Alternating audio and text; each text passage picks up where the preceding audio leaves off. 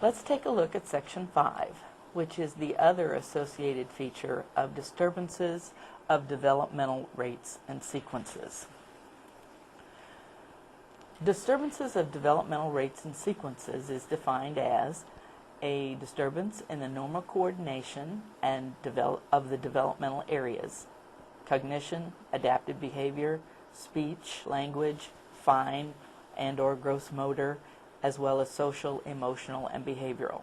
This can be seen in disrupted development, unevenness in development, delays in development, or in arrests and regressions. These disturbances can occur between developmental areas as well as within an area. Children with autism often have delays in some areas, but other areas in which they perform considerably better. There is a particular pattern of having developed a skill normally and then having an arrest or regression. This slide indicates possible problems within areas of development. Some children may have poor gross motor skills but exceptional fine motor skills, or vice versa.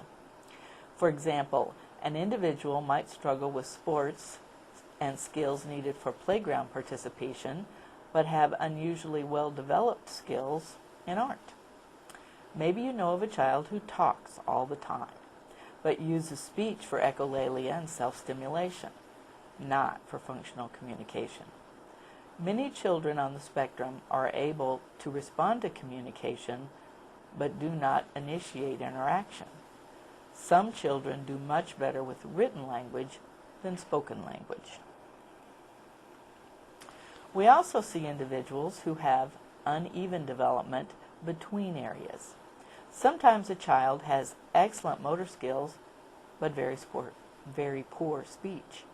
We often see individuals who have average or above intelligence, but are not able to interpret nuances of language or nonverbal language. There may be a wide variance of performance in academic subjects.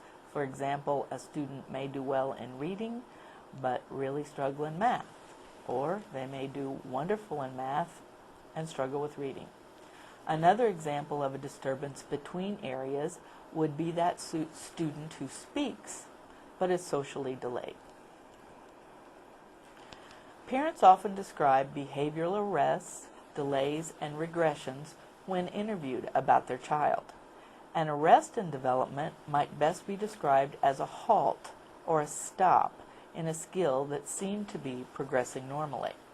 A delay in development is when a skill is not yet evident or is slowed beyond the typical developmental milestones. Regression of a skill is when a child loses skills that he previously had. Gathering a developmental history is important in diagnosing and supporting students with autism. You may use the parent questionnaire that's located in your appendix as a framework for acquiring this important information. When thinking about disturbances in developmental rates and sequences, consider the following.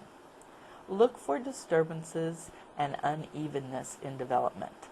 Use history, questionnaires, and checklists to assist in information gathering.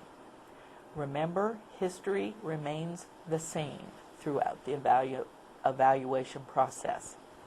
Just because a skill is better developed now doesn't mean that it shouldn't be considered. Standardized tests do not provide enough information.